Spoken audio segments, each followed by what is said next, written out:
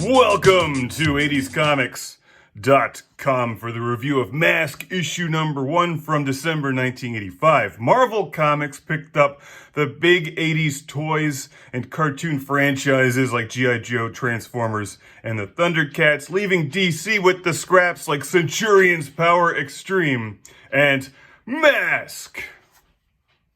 Mark always slaps koalas. It's an acronym. I do, every time I see one. M.A.S.K. from the hit TV show, a first issue spectacular. I was never really into M.A.S.K, and actually I kind of forgot all about it. Like, I forgot what it was about, specifically. I kind of remember the masks, that's the title, and the truck with the exhaust pipes that shoot lasers or bullets or whatever. But beyond that, I just sort of forgot all about it. So, it's like I'm revisiting this for the first time. And it's like I've said for years, if the comic book has a flying Camaro, it can't be all bad. Sitting on the deck of a PNA warship, Peaceful Nations Alliance. Ha! That's the least probable thing about this. So we meet Matt Trakker, Trakker, by the way.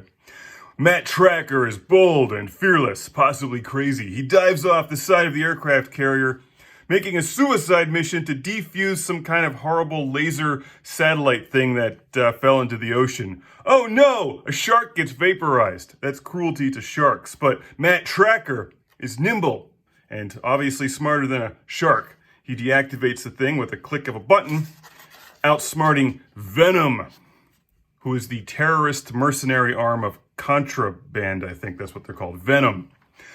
So the creators of M.A.S.K, I think, positioned this somewhere in between G.I. Joe and Transformers, because the cars or the vehicles are like the star of the show, basically. And they transform, but not into robots. They just transform into, like, different kinds of vehicles. So the Camaro, for example, transforms into a flying Camaro.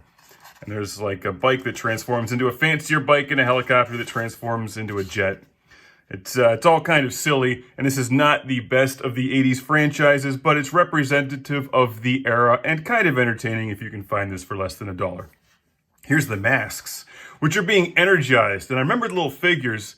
They had like these neat little masks you could put on them. I think I only had one M.A.S.K figure, like the second tier toys, you know, like Starcom and stuff. Although Starcom, to be fair, was pretty cool. My kids actually still play with my Starcom figures because they've got magnets on their feet, which makes them, like, super versatile and really fun. Energize! I don't know if they made a Starcom comic. Starcom and Galaxy Rangers, two of the second-tier 80s shows I really liked, but I don't think they made comics out of them, or if they did, I don't know about them. Anyway, here's Venom. They're going to take 3 vehicles and attack M.A.S.K's secret lair. They had a playset for this thing. I do remember seeing the commercials for the playset. Never had it, but I think the gas tanks turned into lasers or whatever, and the sign spins around, and there's a hologram. And this is just a thoroughly ridiculous comic book. The art's not bad, but it doesn't really stand out either. Kind of like Centurion's better. I'll cover that soon. Because Centurion's has the one guy that looks just like Magnum P.I. This just has a stupid robot that reminds me of Orko.